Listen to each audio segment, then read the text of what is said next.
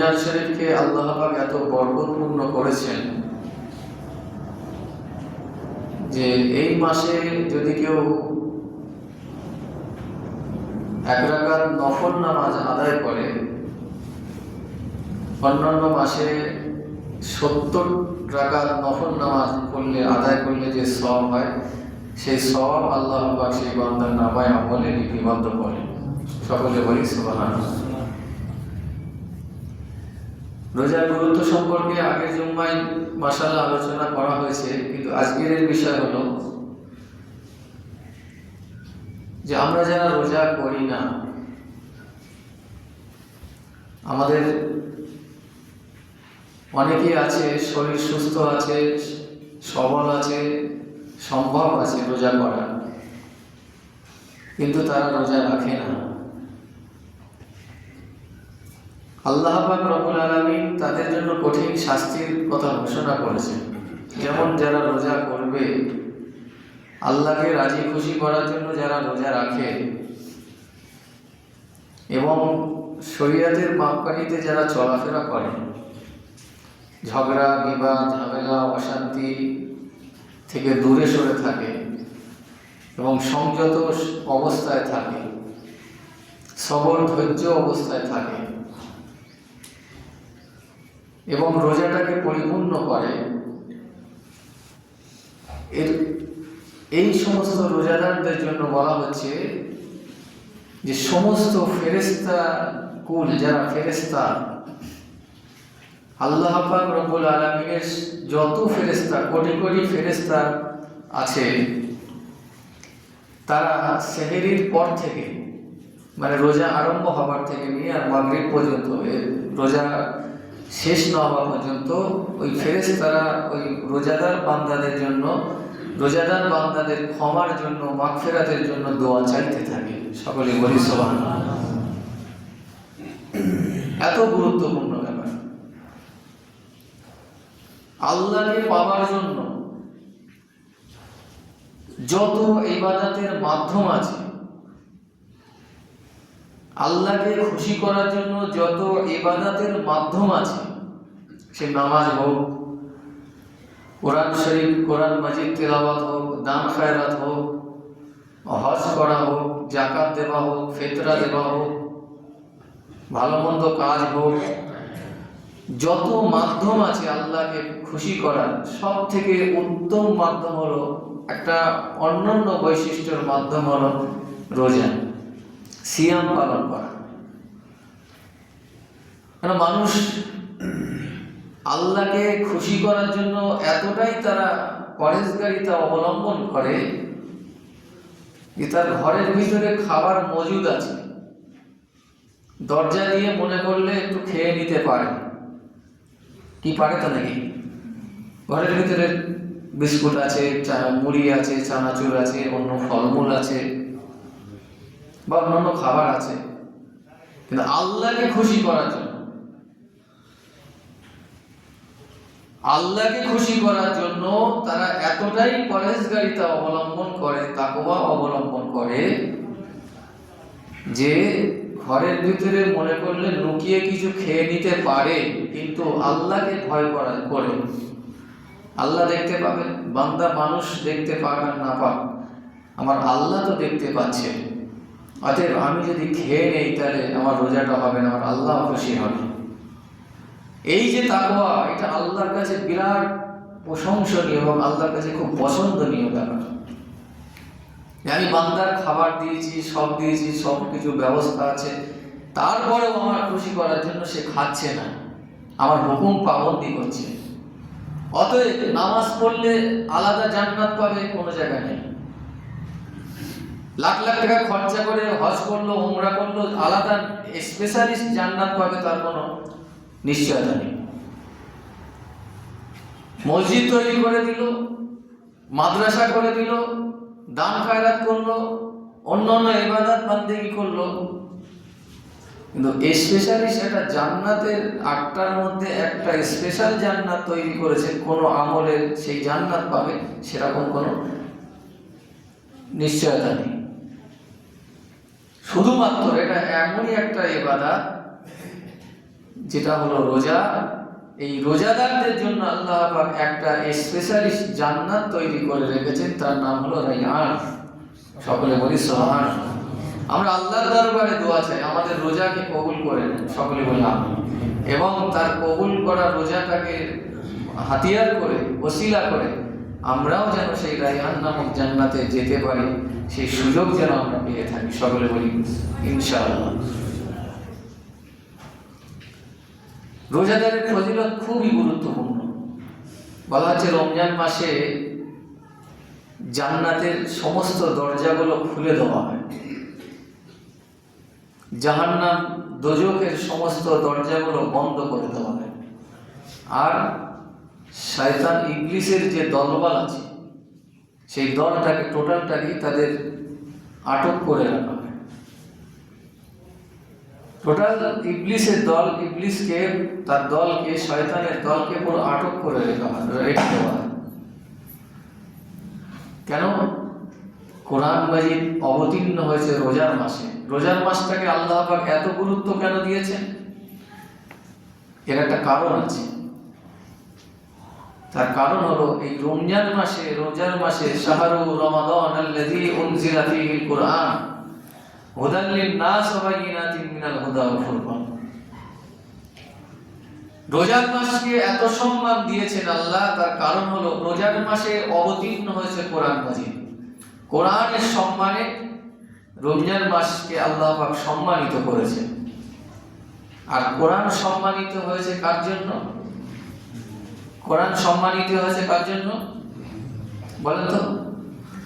কোরআন অবতীর্ণ হয়েছে কার উপরে? আমার নবী পাক রাসূলুল্লাহ সাল্লাল্লাহু আলাইহি ওয়াসাল্লামের উপরে কোরআন অবতীর্ণ হয়েছে। আজ যদি কোরআন মাজিদ রাসূলের উপরে অবতীর্ণ না হতো, এই জায়গায় যদি ইনজিল শরীফ যদি অবতীর্ণ হতো, তাওরাত শরীফ যদি অবতীর্ণ হতো, জাবুর মানে আরো যে তিনটে আল্লাহর আসমানি কিতাব, এই যে এইগুলো যদি অবতীর্ণ হতো, তাহলে কোরআন মাজিদ কিন্তু এত সম্মান, এত মর্যাদাপূর্ণ হতো না। তাহলে কোরআন সম্মানিত হয়েছে আমার রসুলের জন্য, যেহেতু রসুলের উপরে কোরআন শরীফ অবতীর্ণ হয়েছে। আর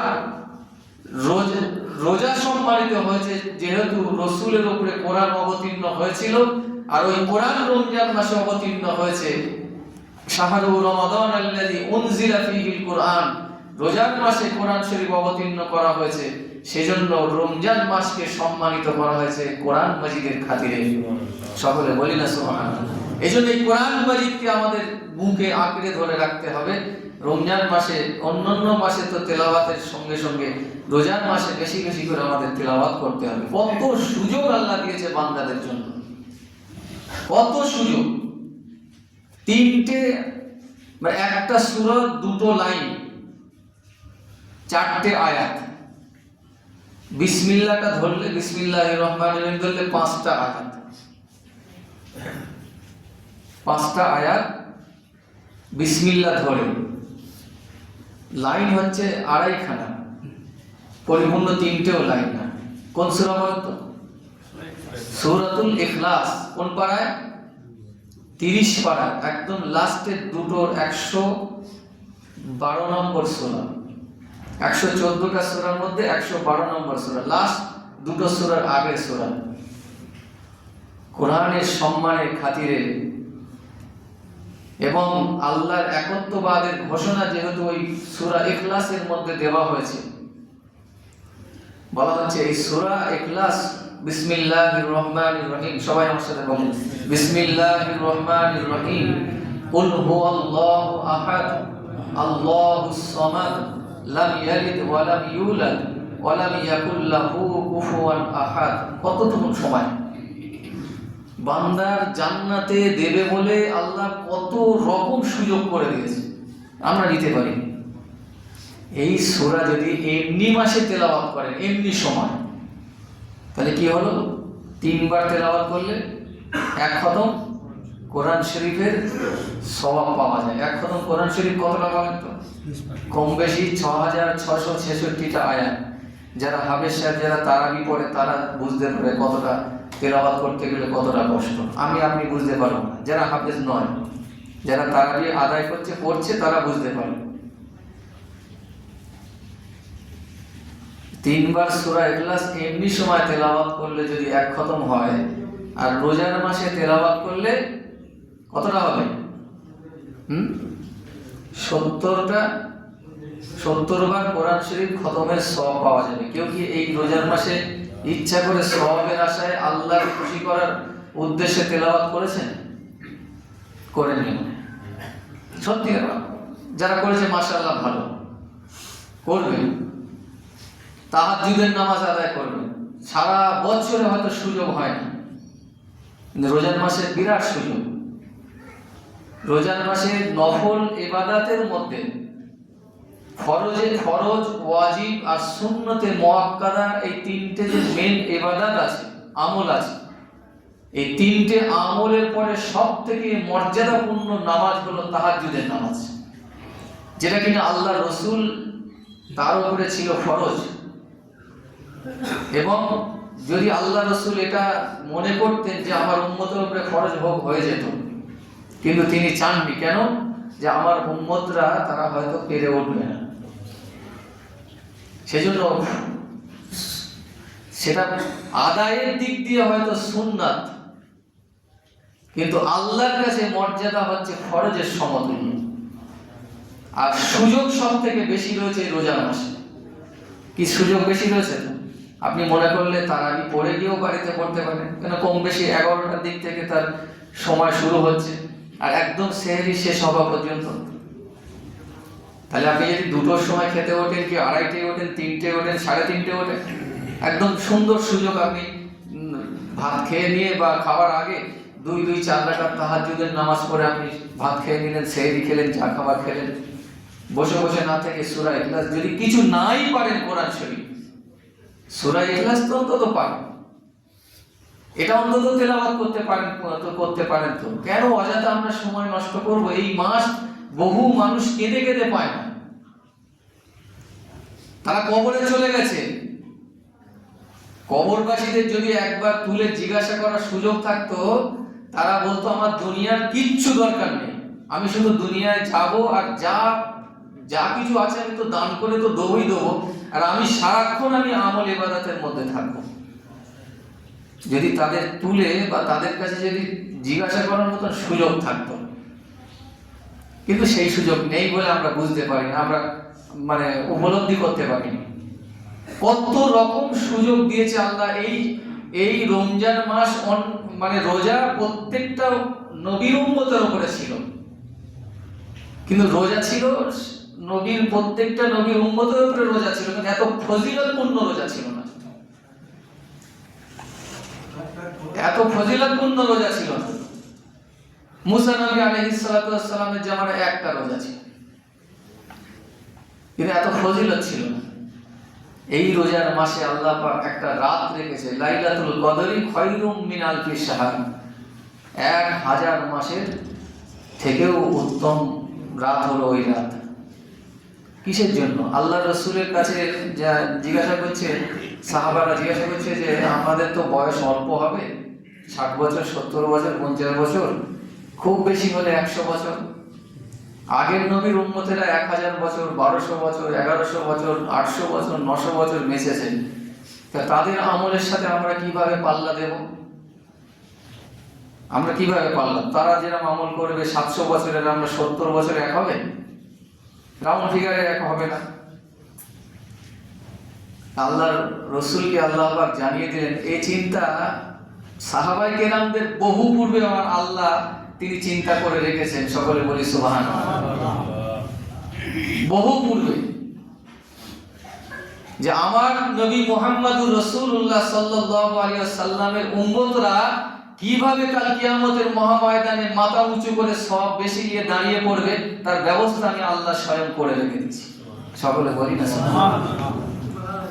সেই ব্যবস্থা কোনো কি? এই ব্যবস্থা রোজার মাসের ব্যবস্থা। বলা হচ্ছে একটা মানুষ যদি সকাল থেকে কিছু না খেয়ে রোজা করলো, সকাল সেহরি শেষ হলো, রোজা শুরু হলো, মাগরিব পর্যন্ত সে রোজা করছে, কতটা কষ্ট। আজকে না একটু শীত শীত ভাব আছে বলে কষ্ট মালুম হচ্ছে না। বিগত 5 বছর আগে চলে যান, কেমন কষ্ট উপলব্ধি হয়েছে রোজা। যেমন মানে রোদ, যেমন গরম, তেমন পানির পিপাসা, তেমন সময়ও বেশি। আজকে 4:30 সেহরি ধরো কম বেশি 4:30 সেহরি শেষ হচ্ছে, তখন 3:30 শেষ হয়ে যায়। আজকে 5:45 ইফতার হচ্ছে, তখন 6:30 ইফতার হচ্ছে। দুদিক দিয়ে বেশি। একটা মানুষকে যদি কেউ ইফতারি করায়, রোজাদারকে যদি কেউ ইফতারি করায়, তাহলে কি হবে? যে রোজা করলো, রোজা করে যে সওয়াব অর্জন করলো, সেই সমতুল্য পরিমাণ সওয়াব যে ইফতার করালো, আল্লাহ তার নামে আমলে সেই সওয়াব দিয়ে দেবে। সকলে বলি সুবহানাল্লাহ। আরে সওয়াবটা কেটে দেবে তার থেকে নাকি? কেটে দেবে?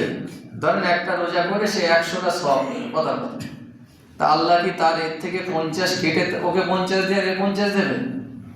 এরা মনে হয় নাকি? এরকম মানে কি মনে করে মানে কেউ ইফতার কিছু দিলে হয়তো খেতে চায়, কিন্তু ইফতারটা দিতে হবে কিন্তু হালাল পয়সায়, একদম পিওর হালাল, হালাল পয়সার ইফতার খাওয়াতে হবে। তা বলা হচ্ছে যে সব আল্লাহর দরবারে কমতি নেই। কমতি আছে? আল্লাহর দরবারে সব কমতি আছে? হ্যাঁ, কমতি আছে যে কেটে দিতে হবে? বলা হচ্ছে যে না, ও যা সওয়াব পাবে সেই সওয়াব সমতুল্য পরিমাণে আলাদা এক্সট্রা ভাবে তাকে সওয়াব আল্লাহ পাক দিয়ে দেবে। সকলে বলি না সুবহানাল্লাহ। ওই জন্য রোজার মাসে যত পারবেন সম্ভব হলে মানুষকে খাওয়াবেন, কুকুর বিড়াল ছাগলকে খাওয়াবেন। আল্লাহ এত নেকি দিয়ে ভরিয়ে দেবে, কাল কিয়ামতের দিন আপনি উপলব্ধি করে উঠতে পারবেন না। রাস্তাঘাটে কুকুর বিড়াল টিড়াল থাকে, তাদেরকে একটু বিস্কুট এসব কিনে দেবেন, শুধু নিজেরা খেলে হবে না, কেন ওরা আপনার জিম্মাদারিতে পৃথিবীতে বেঁচে থাকে, তাই তো নাকি? কুকুর বিড়ালরা হলো মানুষের জিম্মাদারিতে বেঁচে থাকে। আপনি পাশ দিয়ে চলে যাচ্ছেন, সে যদি কিছু না পায়, কাল কিয়ামতের মহাময়দানে আপনার জবাবদিহি করতে হবে। এই হিসাব কিন্তু হবে কিয়ামতে। আর কুকুর বিড়াল ছাগলকে মানে অহেতুক কেউ মারধর করবেন না। অহেতুক অন্যায় করলো সেটা একটা আলাদা জিনিস। যে কথা বলছিলাম যেটা হলো যে এই রোজার মাসে যে কোনো কিছু আমল করলে, 1 টাকার পরিমাণ আমল করলে 70 গুণ সওয়াব আল্লাহ পাক দিয়ে থাকে। সেজন্য আমরা বেশি বেশি করে অযথা সময় একদম নষ্ট না করে সর্বসময় আমলের মধ্যে থাকবো। আরে 11 মাস তো আমি আমার মতন চলাফেরা করি, একটা মাস অন্তত আমার আখিরাতের জন্য কাজ করে যাই। একটা মাস অন্তত জীবন পাল্টে যাবে। আখিরাতে এই কথাগুলো আপনার মনে আসবে, কবরে গিয়ে এই কথাগুলো মনে আসবে। আপনি যদি না করে যান, তখন আপনি বুঝতে পারবেন যে আমি কতটা আমার সময়টাকে লস করে আসলাম। মসজিদে বসে আছেন, সূরা ইখলাস তেলাওয়াত করেন, দরুদ শরীফ তেলাওয়াত করেন, সূরা ফাতিহা তেলাওয়াত করেন, সম্ভব হলে যদি জানা থাকে সূরা ইয়াসিন শরীফ তেলাওয়াত করেন। আর আল্লাহর দরবারে সব এত কম নেই যে আল্লাহ পাক কমতি করে দেবেন। তিনি বলছেন যে সূরা ইয়াসিন যদি কেউ একবার তেলাওয়াত করে, খালিস দিলে অন্তরস্থল থেকে যদি কেউ সূরা ইয়াসিন তাজবিদের সঙ্গে তেলাওয়াত করে, ক খতম কোরআন শরীফের সওয়াব হবে। সূরা ইয়াসিন তেলাওয়াত করলে 1 খতম কোরআন শরীফের তেলাওয়াতের সওয়াব আল্লাহ পাক দিয়ে দেয়। সকলে বলি সুবহানাল্লাহ।